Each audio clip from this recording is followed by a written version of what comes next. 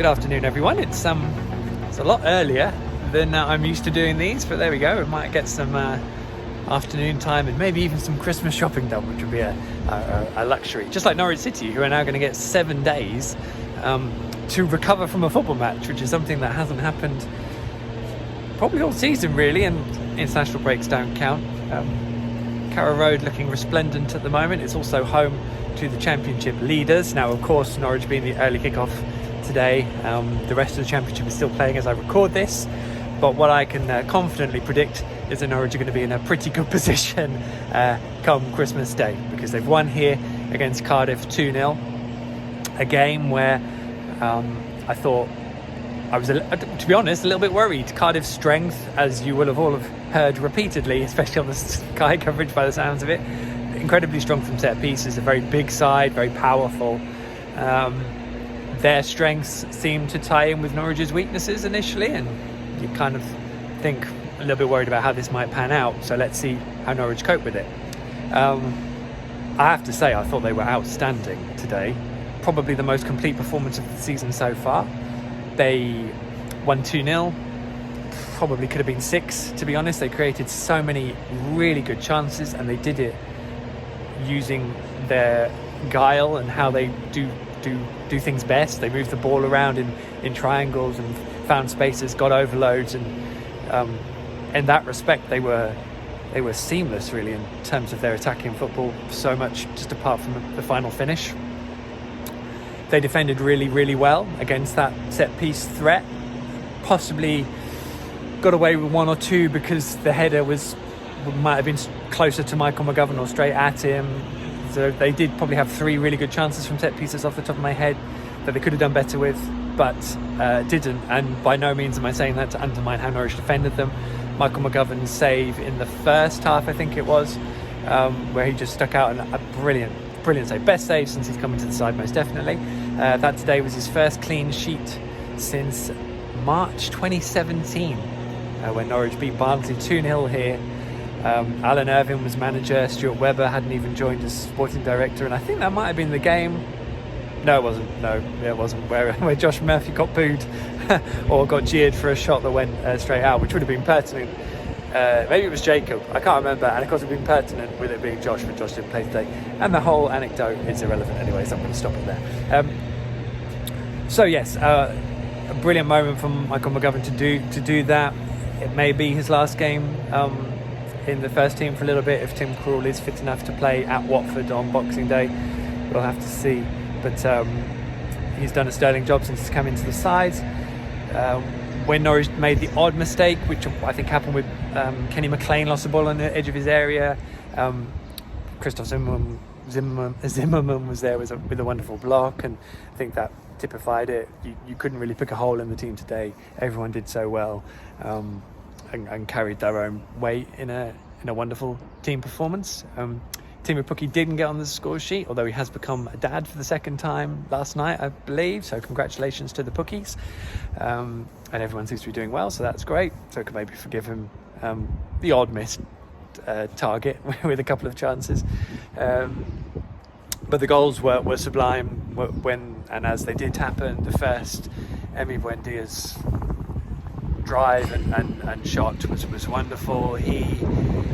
We all know what Emi is and what he has been and the talent he brought, but this passage now is a level above what he's done before, because he is scoring goals, he's doing special things at this level, and you just hope he's still here by the end of the transfer window. A lot of Arsenal fans getting busy.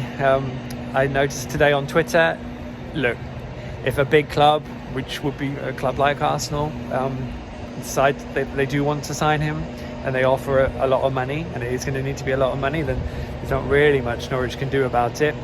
But Norwich are in a position where keeping Emi is going to get them 100 million quid next year, so that's going to be factored in as well.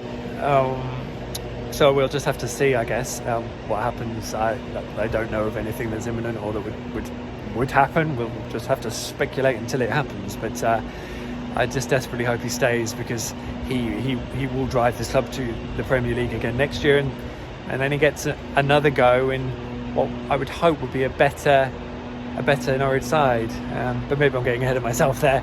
But it's hard not to look at them and just think, Cardiff had won their last 4 games. They were a really decent Championship side who were going to go very close to the promotion mix, and they just looked like 2 or 3 levels below what Norwich were capable of. Obviously, it was very regulated what they were going for.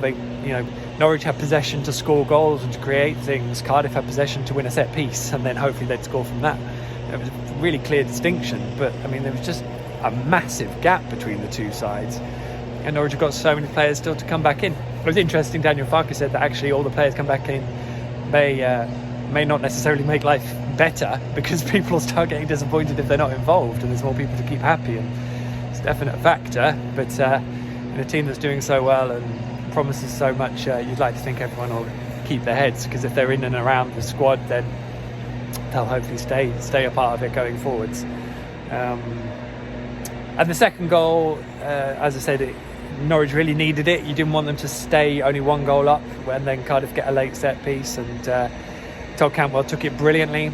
I think Todd has been superb since he's come back in the side, and following his injury, he's doing things now that he didn't do in the Championship 2 years ago. He played a lot, but it was kind of bit part, and other players were at a higher level, which you would expect because he was only just breaking through into the first team here. This is a different set of circumstances, and now he just seems to have got his head around that. There's no denying the quality. The way he helps Norwich move the ball around is brilliant. Cardiff did afford Norwich a lot of space. I don't think every team would do that. And again, no one seems to really want to press Norwich. Fair play to Luton, because several weeks ago they absolutely nailed it. They pressed Norwich at the right times, and they put them into all sorts of difficult situations. And I'm quite amazed no one's really done that to them since, because Luton showed how to do it. But I guess maybe the other teams are afraid of the gaps they're going to leave behind. Also, Norwich have got better players out there at the moment compared to Luton, and I think that is showing. With Todd, Emi and Teemu all in the side at the same time, it represents as good as any front line you've seen in the Championship for a long time. And fair play that is detracting, but it shouldn't, from the job that Ollie Skip, Grant Hanley are doing behind him. Then I haven't even mentioned Max Aarons, who did come off with an ankle knock. I think he rolled it possibly over on the far side. Hopefully he'll be okay, though Daniel Farke didn't seem too concerned. One other point, Harry Wilson, a player that Norwich would have liked to have signed in the summer. God, he must have wished that they had done, because him in this team would be something else. For Cardiff, he's just basically wasted, to be honest, watching that. I was disappointed with Cardiff, and he couldn't really get into the game, and he cut a frustrated figure when he went straight through the back of Todd Cantwell in the last seconds, and probably should have been sent off. But he avoids the suspension, and now he'll play at home to Brentford on Boxing Day, which maybe will do Norwich a favour in the long run. Who knows? But whatever happens today, Norwich are in a wonderful position. They're getting a lot of players back. They look the real deal. The table makes them look like the real deal.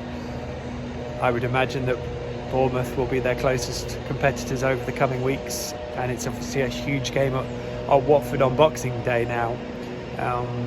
With the way Norwich are playing, you wouldn't bet against them, but let's see how it all pans out. Norwich in a really good place. Enjoy it. Enjoy your Christmas. Thank you so much for all your time and comments and questions. Please leave them here. Follow, subscribe, do what you need to do. Have a great time with as many loved ones as you feel socially responsible to share your time with, and I will see you on the other side. In the meantime, here is the gift of another 3 points going into Christmas. Here's to what happens over the festive period. I will see you at Vicarage Road on Boxing Day. Merry Christmas!